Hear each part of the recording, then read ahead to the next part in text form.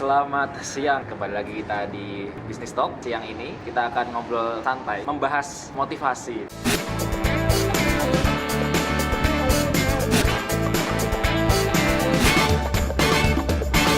Kak Yumita, luar biasa, apa kabar nih? Baik sekali, seperti biasa. Kita jumpa lagi, sehat selalu ya? Sehat selalu. Jadi kan kemarin kita sempat ngobrol tuh Yes. tentang pengusaha. Kata Kak Yumita, 100 pengusaha baru, hanya 20% bertahan di 5 tahun selanjutnya. Dari 100 hanya ada 4 yang bisa Hanya bertahan. ada 4. Ya. Nah, di luar dari bagaimana mereka mengatur sistem maupun bidang usaha yang mereka jalani masing-masing, tentu nih di luar itu ada hal yang dimana tidak luput dari apa yang mereka lalui, yaitu motivasi. Karena kan kita lihat juga ketika kita sudah menjalankan bisnisnya bagus, terkadang ada saja hal-hal yang sekiranya itu membuat semangat kita itu menurun atau drop. Pertanyaannya, bagaimana nih menyikapi orang-orang yang sering merendahkan kita, memandang rendah kita?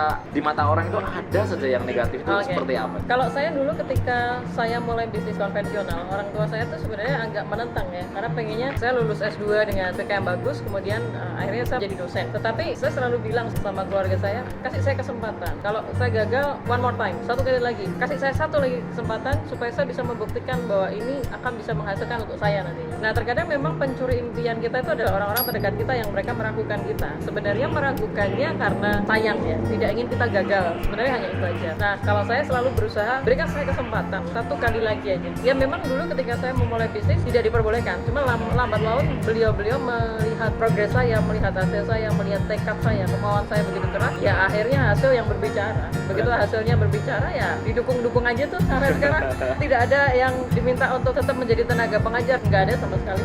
Bahkan ini saya ngelanjutin kuliah saya di program doktor, tujuannya bukan ke nanti untuk nyari kerja atau semacamnya ya, tapi hanya ingin nambah relasi, nambah pengetahuan aja. Karena ilmu yang paling penting di dunia ini sebenarnya adalah ilmu komunikasi. Terus mungkin itu yang pertama dari orang-orang yang terdekat kita. Nah yang kedua bisa jadi itu dari orang luar yang tidak ingin kita sukses. Pada dasarnya tuh sebenarnya gini loh, kadang orang lain itu juga tidak ingin melihat kita sukses karena mereka takut kita ada di atasnya mereka. Kalau menurut saya sih gitu.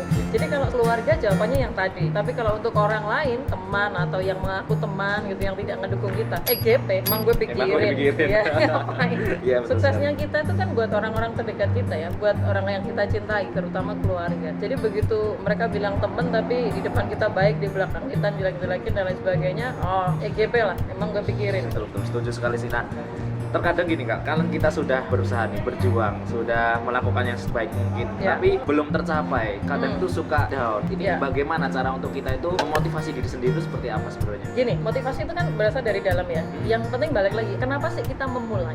Alasan kita memulai itu apa? Mungkin kan ada keluarga yang harus dibahagiakan, ada anak istri yang harus dibahagiakan. Itu yang terpenting. Selebihnya itu, kita kan ngejaga semangat. Ibaratnya gini, apinya itu sudah di dalam diri kita. Tinggal bensinnya aja gitu kan. Kalau kita pengen terus semangat, kita tetap harus bergaul dengan orang-orang yang semangat. Makanya ada istilah, kalau kita pengen sukses, itu kita harus bergaul dengan orang-orang yang sukses. Ngebaca buku-buku yang memotivasi atau buku-buku yang mengarahkan kita ke hal-hal yang optimis. Mendengarkan lagu-lagu yang optimis. Kita jadi apa tergantung dengan siapa kita bergaul, buku apa yang dibaca, CD apa yang didengarkan begitu. Kalau saya cenderung ketika saya sudah punya impiannya, saya deketin orang-orang yang memang jauh di atas saya. Jadi saya supaya selalu termotivasi. Karena gini loh Mas, coba bayangin ketika cowok-cowok tuh yang masih kuliah, mungkin tidak semua, tapi beberapa yang mereka hanya fokus kuliah aja, atau ketika saya tidak di jam kuliah yang dibahas apa sih? Temen yang lain, ngomongin orang lah ya. Para pria akan lebih ngobrolin tentang game dan lain sebagainya gitu ya. Sebenarnya apa sih yang menyebabkan orang itu bisa sukses dengan orang itu belum sukses? Jadi yang sukses dan yang gagal ini bedanya di mana sih?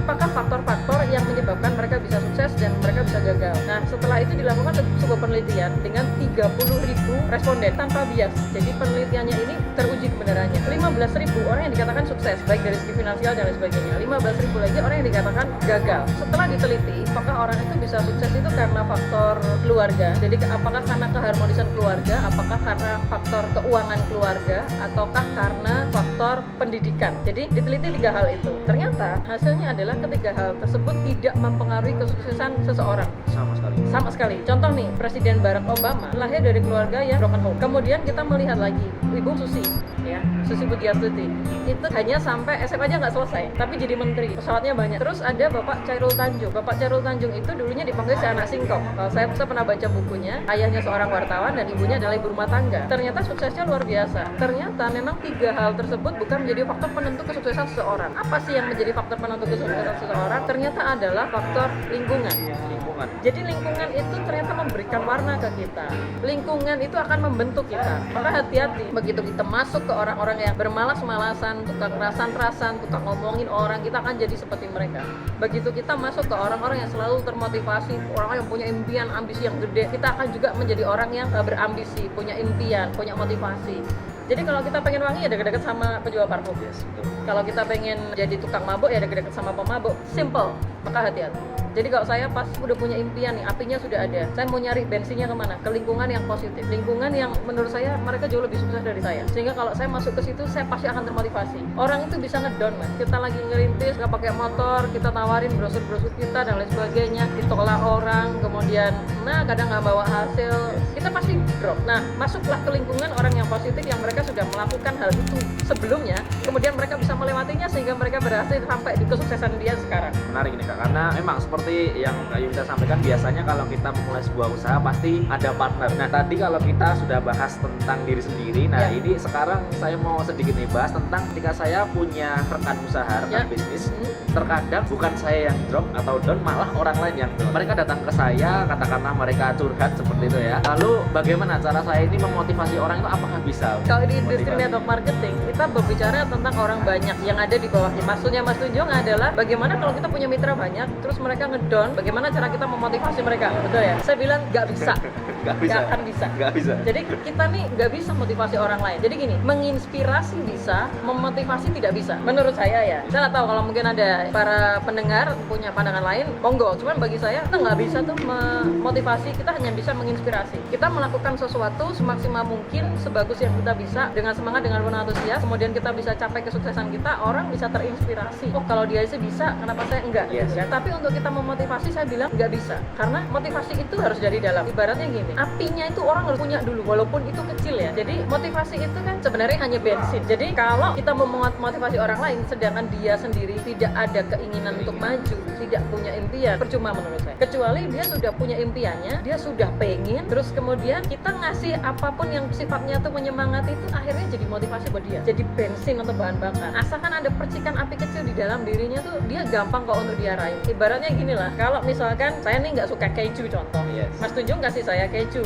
mau dikasih keju semahal apapun di dunia, saya nggak mungkin mau. Orang saya nggak mau. Beda cerita kalau memang saya lagi lapar, terus Mas Tunjung tawarkan ke saya, Mbak Ivita roti, oke saya makan. Oh Mbak Ivita ini nasi liwet, ya saya makan. Ini burger, ya saya makan. Nah karena saya lagi lapar, maksudnya apa? Itu kebutuhan ya. Jadi kalau memang dia tuh sudah punya api di dalam dirinya, untuk memotivasi dia itu dia sendiri yang memang pengen ya. Jadi memang orang itu kita tidak bisa memotivasi seseorang, yang kita bisa hanya menginspirasi. Saya melakukan ini dan berhasil. Ketika orang sudah punya impian di dalam dirinya, sudah punya percikan api di dalam dirinya, hanya ngobrol saja dia bisa terinspirasi. Akhirnya dia bisa jalan lagi. Memang tidak bisa semua orang. Kita nggak bisa berharap semua orang itu sukses. Balik lagi ke dirinya toh. Dan lebih ke memberi contoh secara langsung. Ya, menginspirasi. Lakukan yang terbaik yang kita bisa. Capai kesuksesan yang terbaik yang kita mampu. Dari situ kita bisa menginspirasi orang lain. Kayak katanya ada yang bilang gini loh, kalau orang sukses itu, mohon maaf banget nih, katanya kentutnya terdengar seperti motivasi.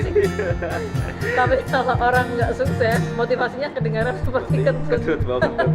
Ya menarik karena kan biasa kita juga sering nih mengeluh tentang keadaan, ada hal sedikit mungkin belum berhasil, belum sukses, kok seperti ini ya, ada kurangnya mungkin aku karena dari segi Karena aku nggak keterampilan, bisa, karena aku bisa. nggak sepintar dia, Iya, nggak betul secantik sekali. dia, nggak Betul. seganteng dia gitu kan. Nah itu bagaimana menurut pendapat Kak Yufa itu seperti apa? Kalau saya sih selalu husnuzon ya sama Tuhan. Jadi saya selalu berprasangka baik. Kalau kitanya baik, kita akan dapat rezeki yang baik. Jangan sampai meragukan Tuhan. Ya seperti kalau kita terbang aja kita nggak tahu siapa nama pilotnya, tapi kan kita husnuzon aja, kita sampai ke lokasi yang kita tuju kan. Sama, kita jalanin hidup ini kalau kita yakin kalau kita baik, ya kita pasti akan dikasih rezeki yang baik kok. Kalau belum dikasih, ya mungkin ada beberapa hal yang harus kita benahi dalam diri kita. Kalau saya sih cenderungnya introspeksi ya. Apa nih yang masih kurang di saya sehingga orang lain bisa dapat, terus saya nggak bisa dapat? Karena saya yakin kalau orang baik dengan rezeki yang baik dan akan dipertemukan dengan orang-orang yang terbaik pula gitu. Kalau dia sampai meragukan dirinya sendiri, dia meragukan Tuhannya. Teman-teman pasti belajar banyak ini dari Kak Yufa, luar biasa.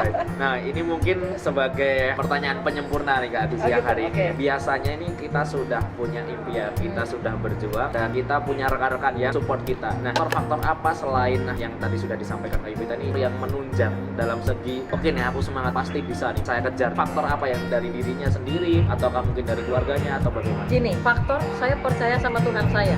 titik. Jadi saya percaya kalau saya ini impiannya tuh tidak ada tendensi untuk menyakiti orang. Ini memang tujuannya untuk kebaikan. Goal-goal saya lebih ke membahagiakan orang-orang yang saya cintai. Sudah mas, pokoknya yakin. Ya kalau saya biasanya sama teman-teman tuh saya ngomong, pokoknya kamu yakin aja. Yakinnya apa yang membuat saya yakin, Mbak? Pokoknya yakin aja. Kalau kita baik, rezeki kita pasti baik, semuanya pasti akan baik, dipertemukan dengan orang-orang terbaik dan dimudahkan. Saya yakin itu. Jadi percaya aja sama Tuhannya. Clear. Luar biasa sekali, saya semakin memahami nih ya, motivasi itu seperti apa dari diri sendiri, dari orang lain dan juga dari keluarga, lingkungan sekitar kita semuanya, dan ternyata semangat itu timbul dari dalam diri kita ya Kak Yu, kita ya. Jadi tidak bisa memotivasi ketika tidak ada api di dalam diri kita ya. Ya, impiannya yang penting ada dulu. Begitu impiannya ada, kita nyari semangat itu bisa di lingkungan ya. Kita masuk ke organisasi-organisasi yang membangun, kita berkumpul dengan orang-orang yang positif. Karena kita jadi apa tergantung dengan siapa kita bergaul tadi. Katanya penghasilan kita sama dengan penghasilan 5 orang teman dekat kita di rata-rata. Jadi hati-hati. Spesial sekali siang ini, luar biasa teman-teman sekalian. Mungkin seperti itu dulu Kak Yuvita, luar biasa sekali siang hari ini. Kita jumpa kembali, kita nanti mungkin ada project-project selanjutnya. Kita bisa nanti ada materi-materi yang mau kita bahas selanjutnya. Kalau teman-teman ada request materi apa yang mau dibahas, silahkan komen di bawah. Ya, luar biasa. Sampai jumpa di Business Talk with CEO selanjutnya. Bye. Dah.